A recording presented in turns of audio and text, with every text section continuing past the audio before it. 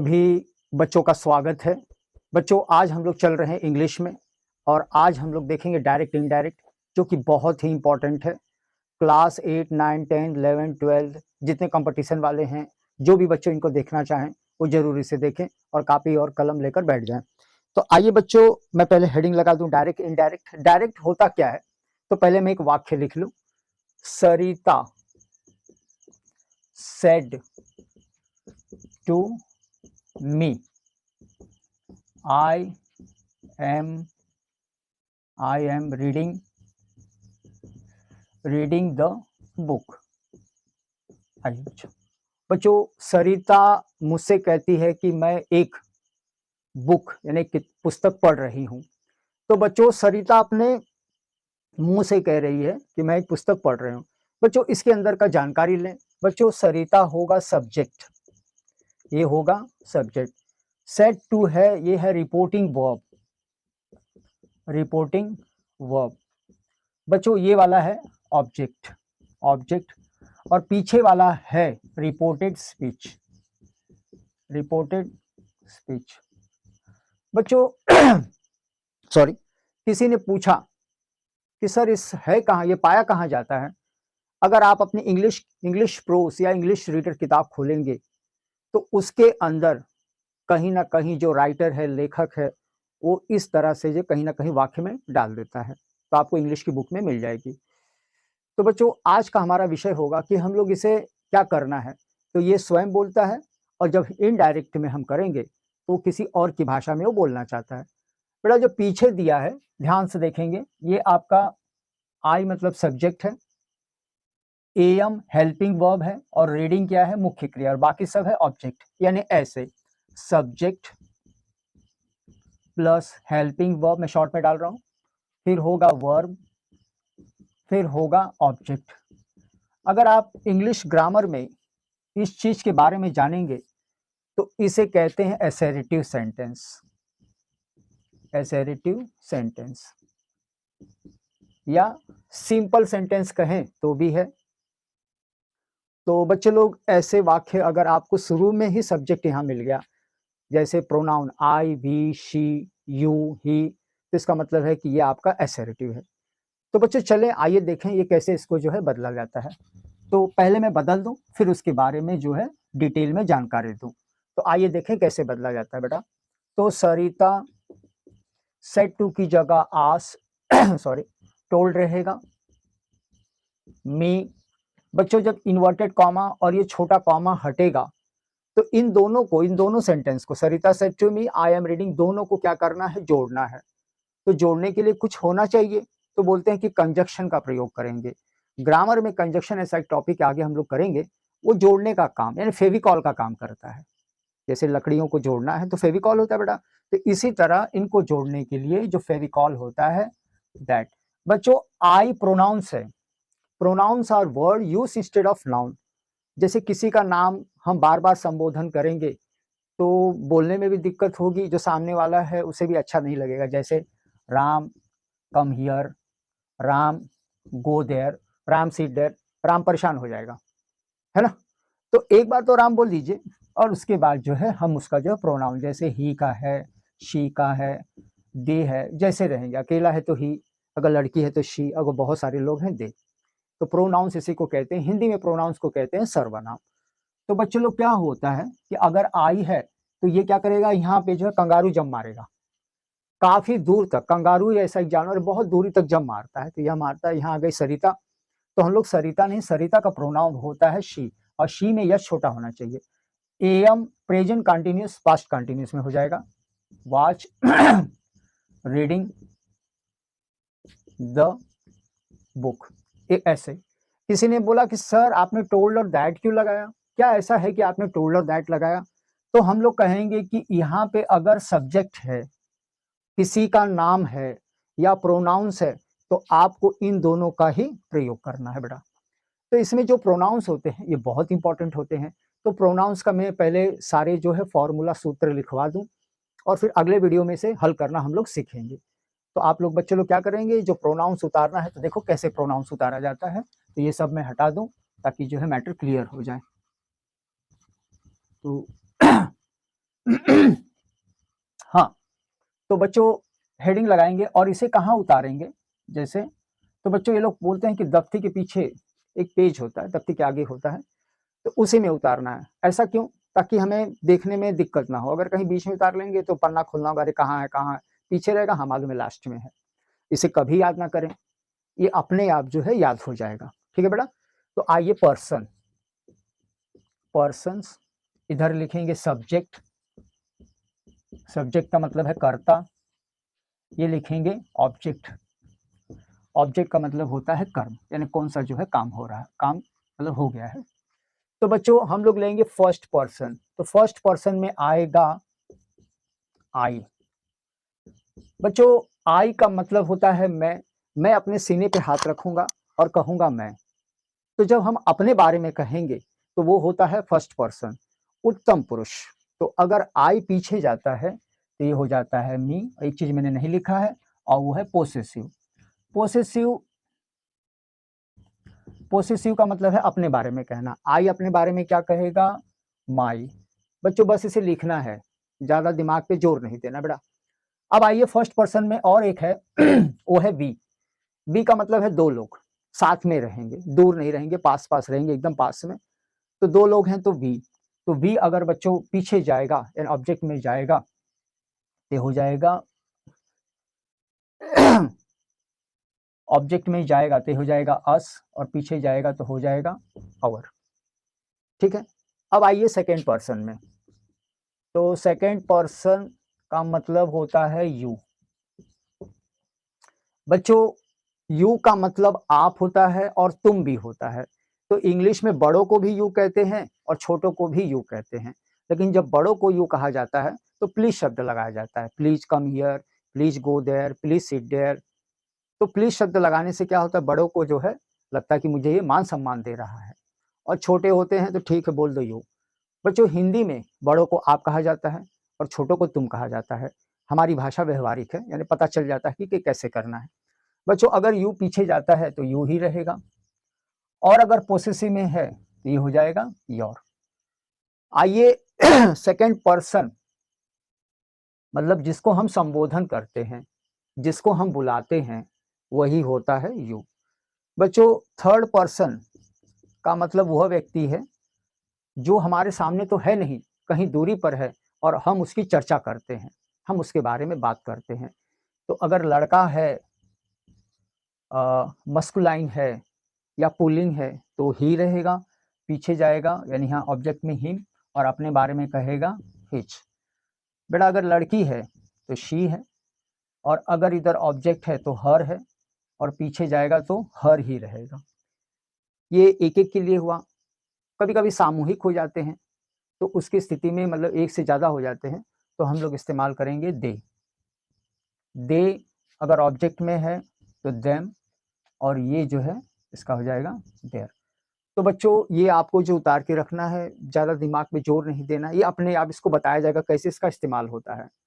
क्योंकि सब बताने लगेंगे तो वीडियो लंबा हो जाएगा, इसलिए पहले थोड़ा थोड़ा डोज लेंगे, तब ये बहुत आसानी से आ जाएगा। बच्चों इसके साथ हम लोग चलते हैं टेंस में कैसे बदलाव होता है, चेंजेस इन द टेंस। तो देखेंगे टेंस में हम लोग कैसे जो है उसको बदलाव करते हैं। तो हेडिंग लगाएंगे चेंजेस इन टेंस। हाँ, तो बच्चों मैं ऊपर लिख रहा हूँ और आप लोग इसे उतार लेंगे और देखेंगे कैसे ये होता है। ये सारी चीज़ मैं हटा रहा हूँ और हेडिंग होगा change in tense, change, changes in tense. तो बच्चों सबसे पहले हमारा जो टेंस आता है वो आता है प्रेजेंट इंडेफिनिट, प्रेजेंट इंडेफिनिट।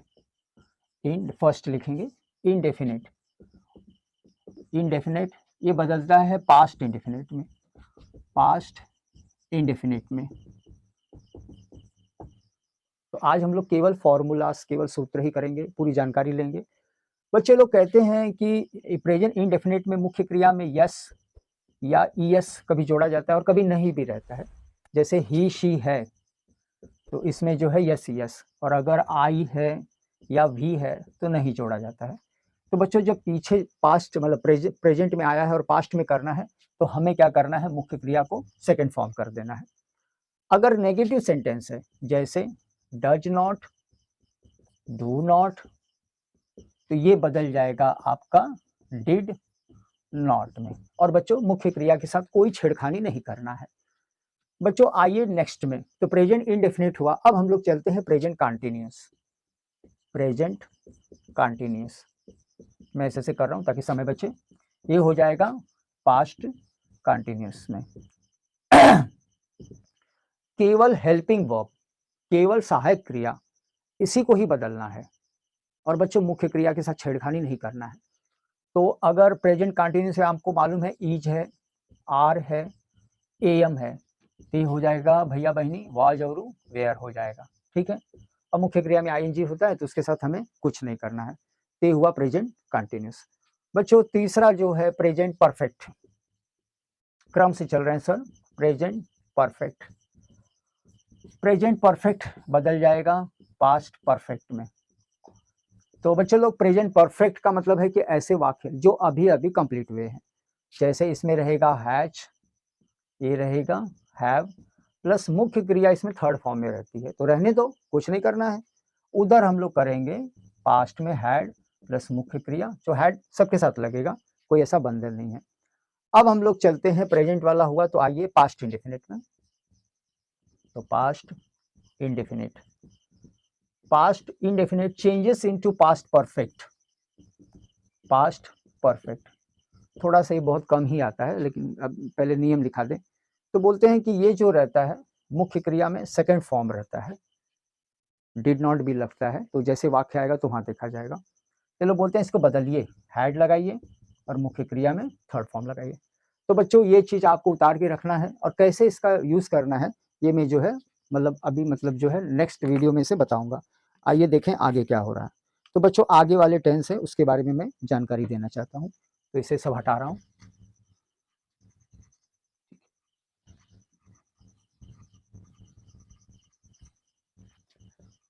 तो आइए देखें, फिफ्थ नंबर पे है ये। तो फिफ्थ नंबर पे बच्चों आता है पास्ट कंटिन्यूअस टेंस, या सिक्स नंबर पे है past continuous perfect, past continuous, past continuous tense. तो बच्चों अगर पास्ट कंटिन्यूअस है तो ये पास्ट परफेक्ट कंटिन्यूअस में हो जाएगा, पास्ट परफेक्ट कंटिन्यूअस में। बच्चों पास्ट कंटिन्यूअस में आपको मालूम है वाज, वेयर प्लस मुख्य क्रिया में आईएनजी है तो आईएनजी ही रहने दो। तो बोलते पास्ट परफेक्ट में कैसे होगा, हैड प्लस बीन प्लस मुख्य क्रिया में आईएनजी, ये हुआ बेटा। अब हम आते हैं आखिरी वाले में। बच्चों अगर फ्यूचर है, फ्यूचर टेंस, तो इसमें आता है शाल ऑब्लिक विल। तो बच्चों अगर शाल विल है तो शाल उधर जाएगा पास्ट में, मतलब इसका पास्ट करेंगे, टेंस नहीं है पास्ट, तो शैल का हो जाएगा शुड होगा बेटा। और अगर विल है तो उसका हो जाएगा वुड, वुड। बच्चों कुछ ऐसे वर्ड्स होते हैं जिसको मोडाल कहते हैं, ये मोडाल भी है तो बताया जाएगा। अगर कैन है, मे है, तो कैन का पास्ट होता है कुड और मे का होता है माइट। तो ये सारे जो हम लोग लिख लेंगे और ज़्यादा इसे याद नहीं करेंगे, ये अपने आप याद हो जाता है। बच्चों कुछ ऐसे वर्ड होते हैं जो नियरनेस बताते हैं, निकट चीज को बताते हैं। तो words showing nearness, words showing nearness, ठीक है। तो ये शब्द हैं जो पास को मतलब निकट को बताते हैं। तो बेटा लोग कैसे बताते हैं, कैसे निकट का बताते हैं, तो आइए देखें कैसे लोग कर रहे हैं। तो अगर पहला है टुडे यानी आज, तो आपको लिखना है दैट डे, ऐसे। बच्चों एक होता है यस्टरडे, यस्टरडे, तो बच्चों कई जगह इसको प्रीवियस डे लिखा जाता है, लेकिन कई बच्चों लोग को स्पेलिंग में दिक्कत होती है, तो हम लोग एक और नया वर्ड्स है वो लिख सकते हैं the day before, the day before, इस तरह से। तो हम लोग स्पेलिंग भी आसान है और याद रखने में भी दिक्कत नहीं है। एक और है टुमारो, टुमारो, तो बच्चे लोग कहते हैं कि अगर टुमारो है यानी कल है तो हम लोग लिखेंगे द नेक्स्ट डे। तो ये तीनों बहुत इंपॉर्टेंट है तो बहुत सारे हैं लेकिन ये ज़्यादा करके चलते हैं। बच्चों कुछ और शब्द हैं जैसे नाउ, नाउ यानी अभी और हमें बताता है देन यानी बाद में। बच्चों एक और ले लें दीच, तो अगर दीच है तो हमें क्या बताना है दैट, बस। तो इसे हम लोग नोट डाउन करेंगे, बिल्कुल याद नहीं करेंगे और कभी भी ये फॉर्मूलास देख के बिल्कुल डरेंगे नहीं, अरे सर ने क्या लिखवा दिया, इतने बड़े बड़े लिखवा दिए। ये बुक में है तो इसे लिखना जरूरी है और आप पीछे देखकर इसको जो व्यवस्थित कर सकते हैं। तो बच्चों अब हम लोग चलते हैं कि कैसे इसको बदला जाता है, how to change. Next heading होगा हाउ टू चेंज। देखिए नेक्स्ट हेडिंग में कैसे हम लोग जो है हाउ टू चेंज करते हैं, मतलब कैसे इसको बदलना रहता है, डायरेक्ट को इनडायरेक्ट को। तो बच्चों डायरेक्ट इनडायरेक्ट बहुत इंपॉर्टेंट है, ये छोटी क्लासों में तो है, बड़ी क्लासों में कंपटीशन में सब जगह जो है ये आता है। तो how to change rules, how to change, how to change heading होगा यानी कैसे बदलना है। तो लोग बोलते हैं सबसे पहले सेड टू आता है तो उसको लिखना है टोल्ड, है ना। और बच्चों हमें ये ध्यान देना है कि अगर सेड है, मान लो सेड है तो आपको सिर्फ सेड लिखना है, टू नहीं लगाना है, ठीक है बच्चों। सब उसके बाद जो रहता है हमें क्या करना है, आइए ध्यान से देखेंगे।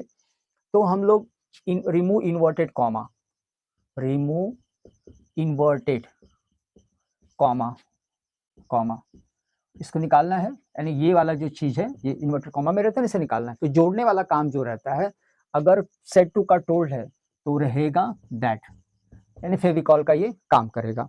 आइए बच्चों आगे देखें। तीसरा है चेंज प्रोनाउंस, प्रोनाउंस। बच्चों किसी ने पूछा कि प्रोनाउंस क्या है, बार बार नाम लेने में दिक्कत होती है इसलिए प्रोनाउन का प्रयोग, जैसे he, she, I, dot dot dot dot dot बदलना है। तो कैसे बदलना है ये सर आपको बताएंगे, बहुत ही आसान ट्रिक होगा अगले वीडियो में। ये सब है इसलिए पहले लिखा दिया जाता है ताकि आपको पता चले कि ऐसे ये काम करता है बेटा। और बच्चों सेट टू हो गया, रिमूव द इन्वर्टेड कॉमा हो गया, चेंज प्रोनाउंस हो गया, ये सारी चीजें जो है हो गई है। तो आगे क्या करना है बेटा, अब हम लोग जो है ये सारे मैंने फॉर्मूलास लिखवा दिए हैं। अब हम लोग सेकेंड वीडियो में, इसके बाद वाले वीडियो में कैसे बदलना है इसे हम लोग देखेंगे। तो बच्चे लोग आपका बहुत